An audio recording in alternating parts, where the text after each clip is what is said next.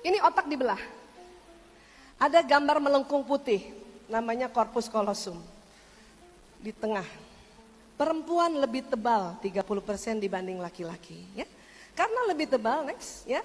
Makanya wanita, nih corpus callosum di tengah situ ya. Next lagi. Wanita bisa mengerjakan lebih dari satu pekerjaan yang berbeda dalam satu waktu. Betul, Bu?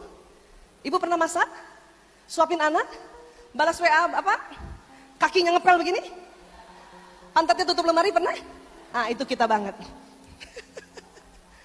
Siapa yang bawa mobil, suapin anak, bisa pasang alis? Itu kita perempuan. Ya? Iya. Next lagi. Ya, ini. Ini perempuan jago, Pak. Dan ini bayinya pasti tidak keselak. Karena mata perempuan luas, dia tahu kemiringan botol itu. Jangan laki-laki yang bikin begini. Pasti keselak itu. Next. Laki-laki karena otak tengahnya lebih tipis, maka laki-laki kalau mengerjakan sesuatu di depannya, dia cepat konsentrasi. Setelah 10 menit ke atas, bapak-bapak itu laki-laki konsentrasi. Pada saat konsentrasi, pendengaran menurun. Makanya laki-laki hanya dapat melakukan satu pekerjaan dalam satu waktu. Contoh paling sering ini adalah, ya, ketika pria membaca koran atau nonton TV dan pegang gadget, ia tidak dapat mendengar apa yang wanita katakan padanya. Berapa kali, Bu, kalau bapak lagi nonton gini, ibu panggil? Baru dengar? Pasti berkali-kali. Kenapa? Bukan bapak sengaja tidak dengar atau anak laki-laki sengaja tidak mendengar. Memang sedang konsentrasi, pendengaran menurun karena konsentrasi.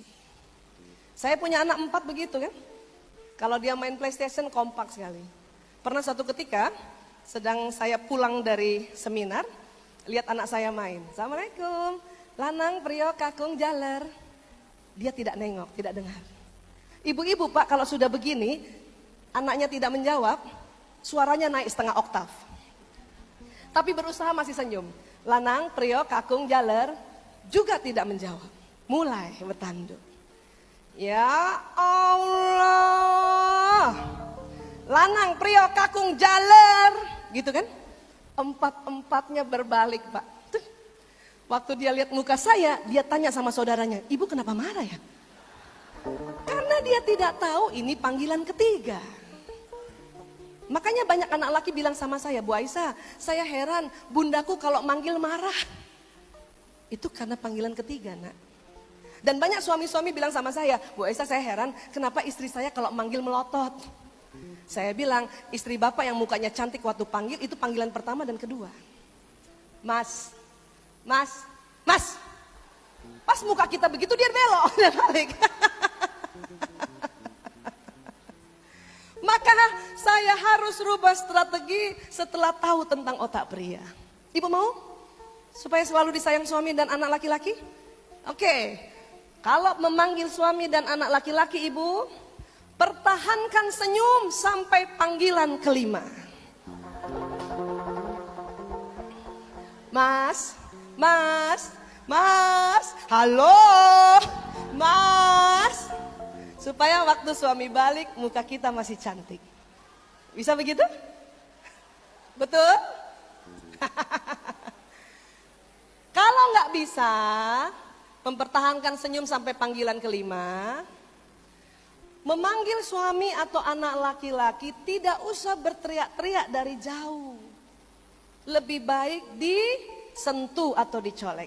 Mas, kadang karena konsentrasi sentuhan pertama nggak rasa. Mas, mas, gitu. Bisa gitu ya, Bu? Supaya tidak ribut di rumah.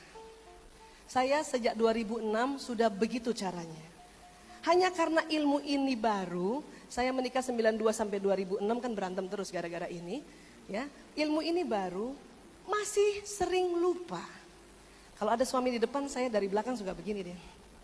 Mas, mas, oh iya otaknya tipis. Mas, gitu. Untung ingat. Untung ingat daripada bertengkar lagi soal ini. Ya, Ibu, seperti itu ya? Boleh.